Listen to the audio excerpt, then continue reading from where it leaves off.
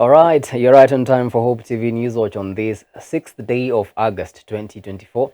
A very good evening to you wherever you're watching us from, and welcome to the broadcast. My name is Kennedy Kimani, and signing for us tonight is Boniface Murithi. Now, Azimio la Umoja One Kenya Coalition, a joint parliamentary group, has endorsed 2 members from ODM party for parliamentary leadership positions. According to ODM Secretary General Edwin Sifuna, Suna East Member of Parliament Junet Mohammed has been endorsed as the minority leader, with Suba North MP Millie Odhiambo endorsed as the whip in the National Assembly. Saboti MP Caleb Amisi will take up the role of the chair of Public Accounts Committee, as Funyula MP Wilberforce Oundo takes up the seat of the vice chair. Kiliwakilishwa katika mkutano huu. Naibu kiongozi wa walio wachache Mheshimiwa Robert Mbui alikuwa pale kutoka bunge la kitaifa. Mheshimiwa Enoch Wambua ambaye ni seneta wa Kitui na ndiye naibu wa kiongozi wa walio wachache ndani ya bunge la Senate alikuwepo, na wabunge wengi wa Wiper. Out of those 4 positions that are vacant, we would like the party leadership to consider to give one of those positions to a woman. We are all aligned, and we are saying that the woman that we are putting forward to represent the women of Kenya, to represent the women of Azimio, to represent the women of ODM is Her Excellency Madam Gladys Nyasuna Wanga. Hizo viti za Central Committee, mojawapo mama sasa apewe nafasi ya kufanyia kazi chama, na tunajua ya kwamba huyu ni mama amejitolea muhanga, si tu katika kaunti yake ya Homa Bay bali pia kwa kazi ya chama ameifanya. Now, the High Court has stopped the arrest of 2 city legislators, James Gakuye and Major Donk, over the funding of the Gen Z protest, pending the hearing of a case in which they have filed. Justice Chacha Mwita issued the orders after the 2 MPs who had been grilled by the DCI detectives moved to court through their lawyers Dansan Omari and Shadrach Wamboi. In the application, the 2 who represent Embakasi North and Embakasi Central constituencies told the court that their constitutional rights will be violated. Now, subsequent to the events of the 25th day of June 2024, we have seen a number of protests on every Thursday and Friday that is attributed to the youths who've been calling out accountability from the government and transparency from the same government, led by His Excellency Dr. William Samoei Ruto, the President of the Republic of Kenya. But again, we have seen a lot of confusion from the government, as the government has been trying to clutch on straws, wondering and being lost as to who has been sponsoring these protests or demonstrations or anti-government protests. Now, as late as the 31st day of August 2024, our clients, Honorable James Mwangi Gakuya and Honorable Benjamin Gadhiru, aka Major Donk, of Embakasi Central, were summoned at the DCI headquarters over allegations that they have been sponsoring the anti-government protests that we've been witnessing for the past 1 month and counting. Now, of particular interest is that the DCI in his wisdom thought that this honorable gentleman representing Embakasi North, this is Bazenga, aka Mwangi James Gakuya, and Major Donk of Embakasi Central, they were said to be sponsoring this anti-government protest and, to have nexus, some connection with the Deputy President of the Republic of Kenya. And for that reason, the government was questioning them. On the 31st day of August, the government went ahead to even harass them by asking them unending questions, trying to create a nexus between the protest and their leadership. Now, through instructions that we received from them, we filed a petition before my Lord Justice Mwita. And my Lord Justice Mwita, upon being confronted with the facts that there has been allegations and there is an attempt emanating from the office of the Directorate of Criminal Investigations. Now, as the University of Nairobi Professor Margaret Chesang accepted, the university's academic staff union has strongly condemned the occurrences surrounding the removal of Professor Stephen Kiama as the University Vice-Chancellor, saying there is need to follow due process in his removal. The union has also issued a 7-day notice to proceed with industrial action if the leadership wrangles, among other demands, are not properly addressed. Our reporter Sami Adika with more. A day after Professor Margaret Chesang accepted appointment as the University of Nairobi acting vice-chancellor to replace the embattled Professor Stephen Kiama. To commit myself to giving the best service that I can, God enabling me, that we together can deliver excellence for this university and make sure that we maintain and celebrate the legacies of those who have gone before us. University Academic Staff Union UASU UON chapter,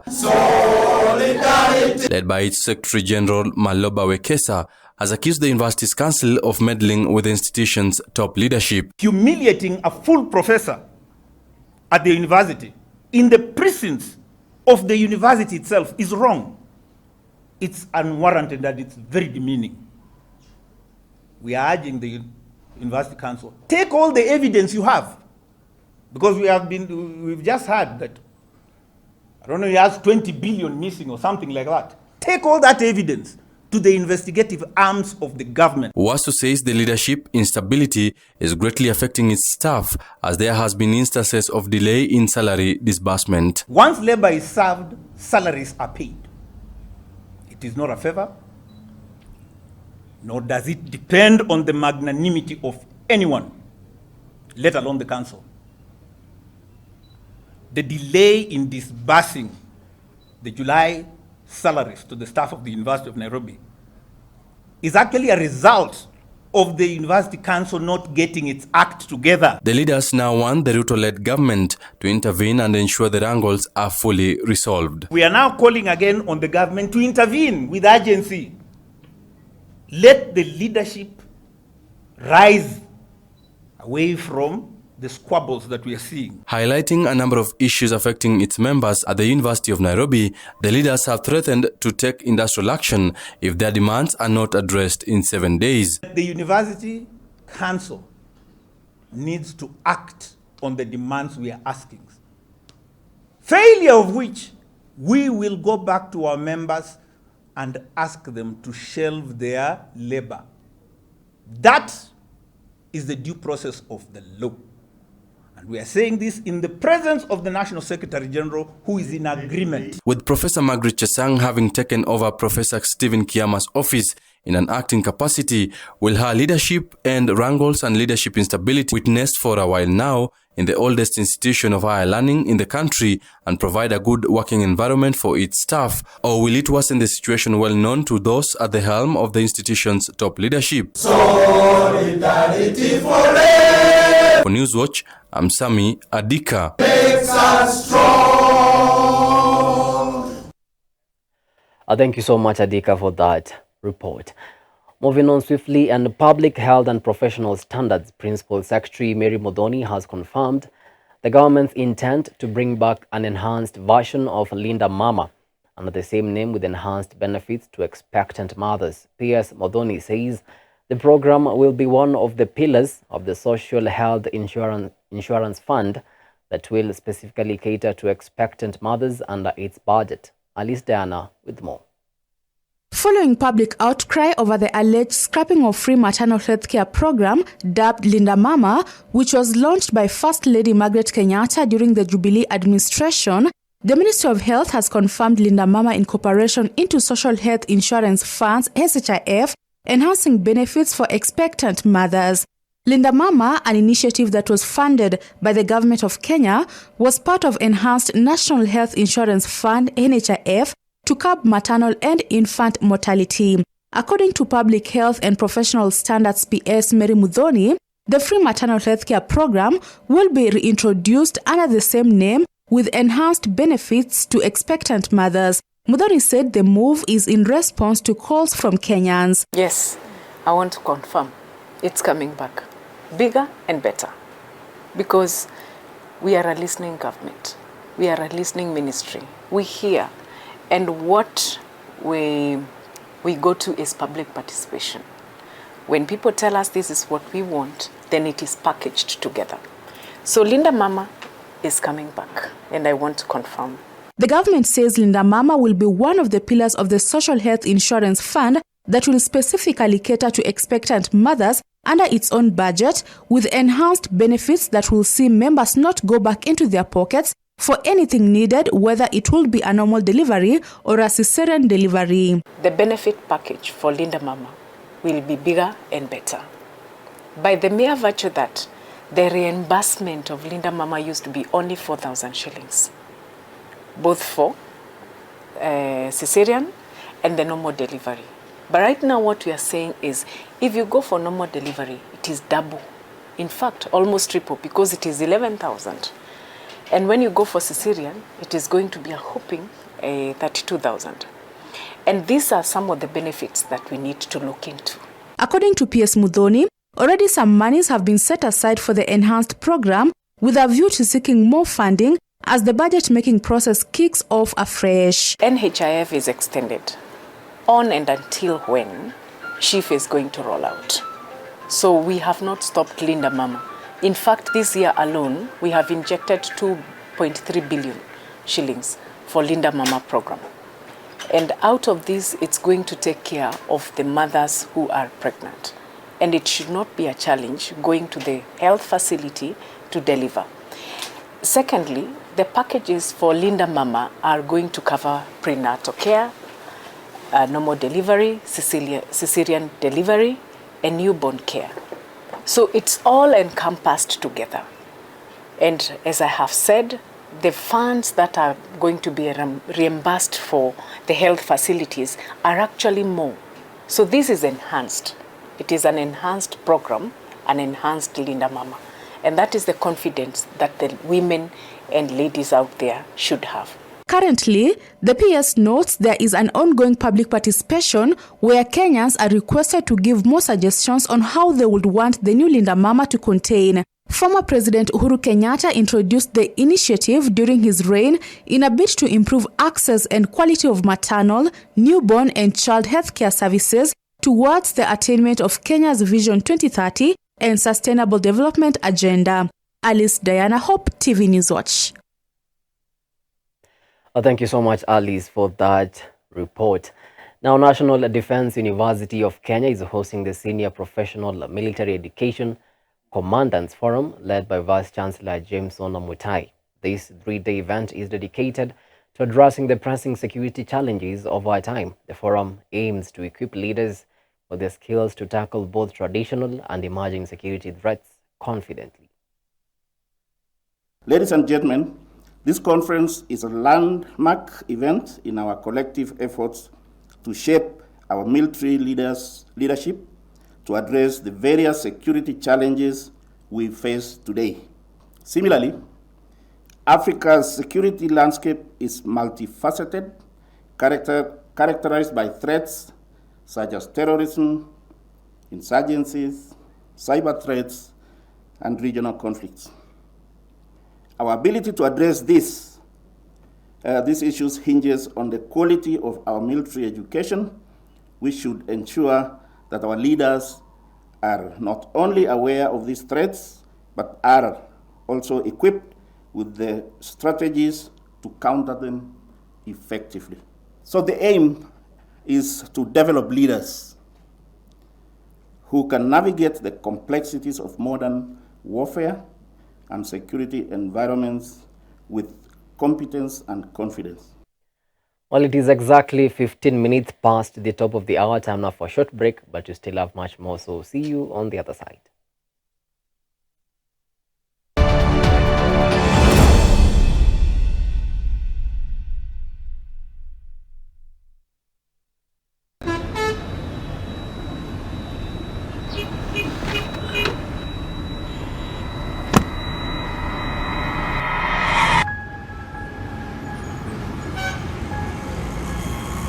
Rafiki soul is the promise of a hand that reaches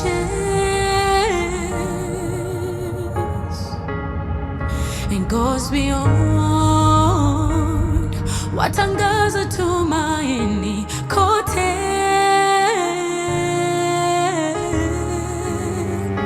I'm forever grateful. ukarimu, ukarimu. I'm forever grateful.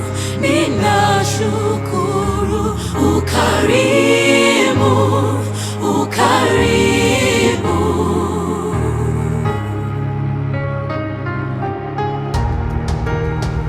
Rafiki soul is a promise of a hand that reaches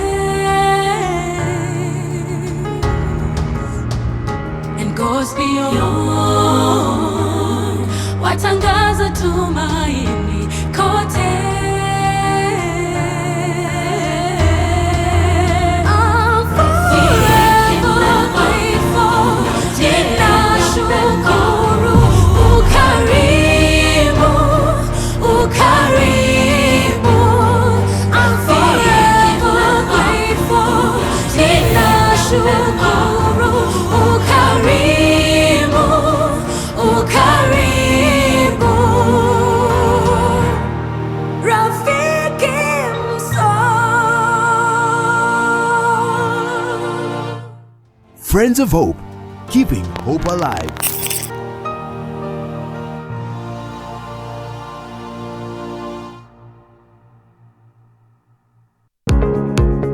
Interesting story is John Mwangi. Welcome to the show. Thank you for the honor, Wavinya. I'm glad to be here today. So this expensive lesson that you've come to share with us, what did it cost you? Wow.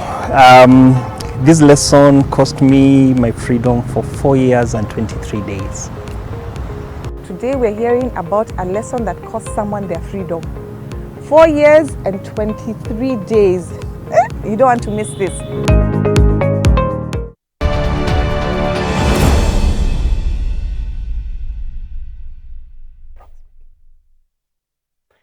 Welcome back. You're watching Hope TV News Watch. Now, approximately 12 million children in the country face climate and disaster risks ranging from moderate to very high levels. 1.3 million are at a risk of floods, while 30 million remain vulnerable to malaria. This is as per a report released during the launch of the Children's Climate and Disaster Risk Model led by Principal Secretary for the State Department for Environment and Climate Change, Dr. Festus Ngeno. Ian Githuku with more on this. The Principal Secretary for the State Department of Environment and Climate Change, Dr. Festus Ngeno, today launched the Children's Climate and Disaster Risk Model, which included a report highlighting the adverse impacts of climate change on children. The report is set to be available online via the Ministry of Environment's website, showcasing each region in Kenya and how its children are being affected. According to the report, approximately 12 million children in Kenya face climate and disaster risks ranging from moderate to very high levels. 1.3 million are at risk of floods, while 13 million remain vulnerable to malaria. Recognizing these adverse impacts, the Ministry of Environment, Climate Change and Forestry has for the first time included a strategic objective on youth and children in the third National Climate Change Action Plan to help in identifying the majorly affected areas and reducing the risk of climate change to children. Despite these alarming statistics, only a small fraction of less than 24% of the global climate financing is directed towards children-centered interventions, as reported by UNICEF, and that is why the entire story of climate financing state, the financial aspect that the president has been pushing, is all what we are looking at it. So no wonder even the statistics, even the little that we receive on climate financing, less goes to children, and that is important for us to highlight and see how we can be able to help in terms of pushing more resources to it. Speaking on behalf of UNICEF in Kenya, Mrs. Shaheen Nilofer spoke about UNICEF's partnership with the Kenyan government to ensure the risks that come with climate change, especially to children, are minimized. She called upon stakeholders and partners to work together with the ministry in setting aside corresponding climate financing that will act as a resource in protecting children affected by the adverse climate changes in Kenya. So the counties and the policy makers and the ministries and the state departments, including Ministry of Education, Health, Labour Protection, and all of these interministerial department coordination, NDMA, and others, including development partners, be able to set aside what we are calling for action is corresponding climate financing for children the financing that should be used for children. And as we heard the Principal Secretary speaking about how difficult it is to mobilize resources, and it's all the more difficult to mobilize resources for children. And this is about bringing the visibility of the impacts of the climate change on the children. And we have seen that the CCDRM report highlights the various indicators that showcases and reveals how children are impacted. And as you see from the map in the report, that talks about 7 very extensively highly vulnerable counties that has, that clearly shows how children are being impacted. There are 4 which are high risk counties as well. And if you map out all of these disasters, including drought and flood that you've seen, and including the public health epidemics like measles and diarrhea and cholera and now polio, including in the informal settlements, that you've seen that these are indexes which showcases how children are impacted and how the health services, education, because when floods happens, the children are out of school, most of the infrastructures are washed away. As a voice of the children, young Ambassador Karen Kimani, who is the CEO of the Karen Fort Foundation, highlighted how children in the northeastern region of Kenya have experienced severe drought, while expressing a sadness due to the death of children caused by the Mai Mahiu floods. She, however, commended the government in the recent efforts to highlight the mainly affected areas by climate change and find a lasting solution to them. And the children in Turkana, the droughts come, they are affected. Speaking of floods, this year we witnessed floods over the country. We were not prepared. Who were affected? The children were affected. We dropped out of schools. Children in Mai Mahiu died because of the floods. Houses were washed and the animals were also carried away by the water. Were we prepared? No, we were not.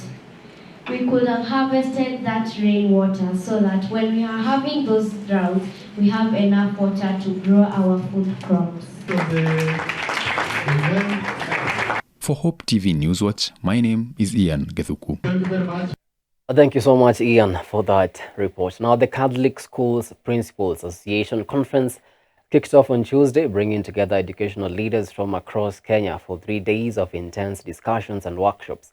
Hosted by the Kenya Conference of Catholic Bishops, Commission for Education and Religious Education, the conference aims to address key issues in educational governance and leadership, with a strong emphasis on integrating faith and academic excellence, as Mombi Wawero now reports. In life, and this I want to wrap up it here. In life, your struggle is to lift that EQ from under you to come to the surface.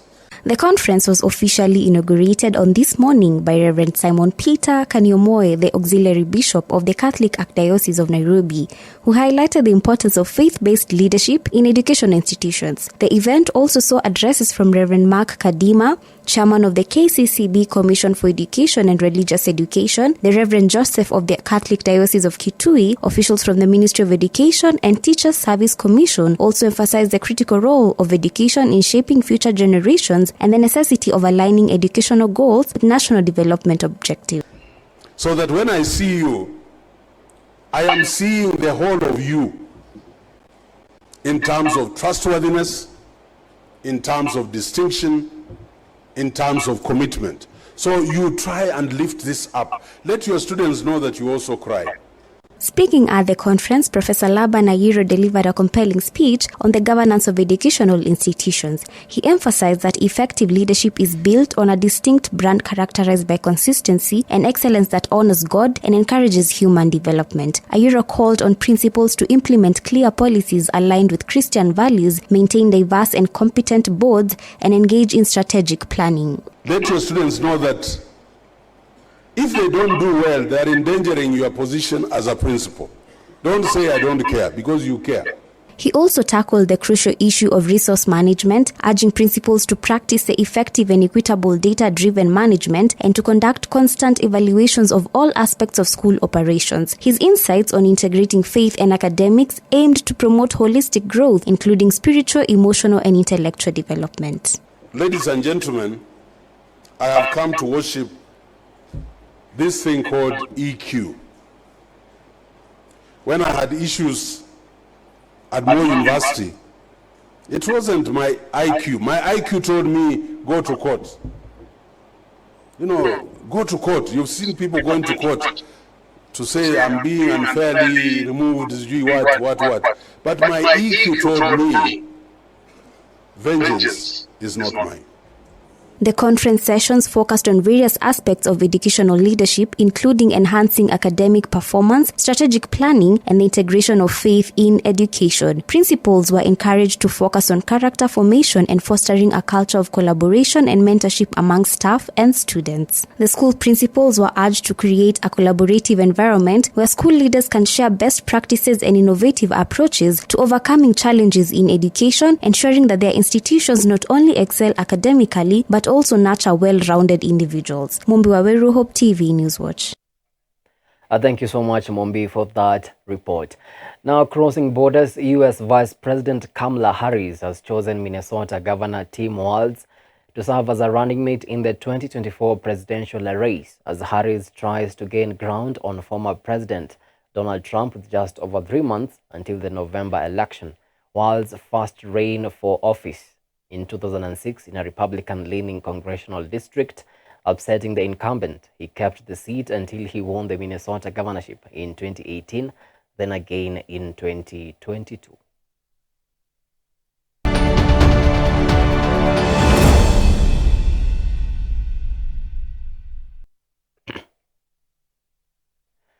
Let's get down to business now, and the Kenyan-based automaker Mobius Motors has, backed by Playfair Capital, has entered a voluntary liquidation after nearly a year of rescue efforts failed. The company has reportedly struggled to settle suppliers and pay salaries as debts from its operations increased. Founded in 2009 by Joel Jackson, a British national, while working in Kenya, Mobius pioneered a stripped-down SUV model built for African roads in 2014. The first model costed $10,000, significantly lower than the market prices of standard SUVs in Kenya. The startup built 50 units of its first model. It released Mobius 2 and Mobius 3 in 2018 and 2021 respectively as successors of the first model, but failed to capture the Kenyan car market, flooded with second-hand imports from the UK, Japan, and other Asian countries.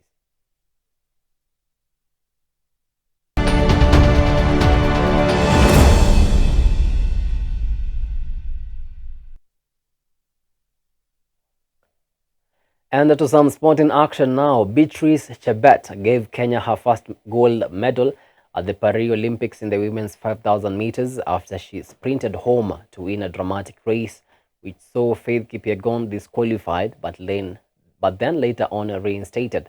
The 24-year-old produced a thrilling finish to cross the line in 14 minutes and 28.56 seconds ahead of compatriot Kipyegon. The reigning world champion was quickly stripped of her silver medal obstruction during a clash with Gudaf's Gay.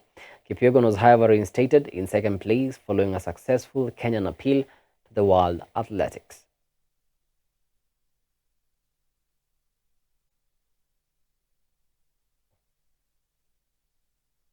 Now, former world champion Julius Yego marked a stunning 85.97 meters, which is the season best, to qualify for the men's javelin throw final of the Paris 2024 Olympics. The 2016 silver medalist hit past the qualification mark of 84.00 meters in the third attempt to punch the automatic qualification to the final set for Thursday this week. Yego drew 78.84 in the first attempt, then improved it to 80.75 before sealing the final slot with 85.97 meters.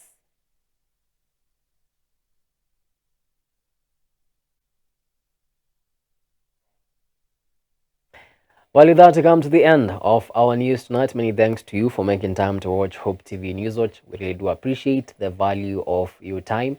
On behalf of the amazing team that made this bulletin a success, have yourselves a blessed night. My name, as always, is Kennedy Kimani, and Boniface Murithi has been signing for us.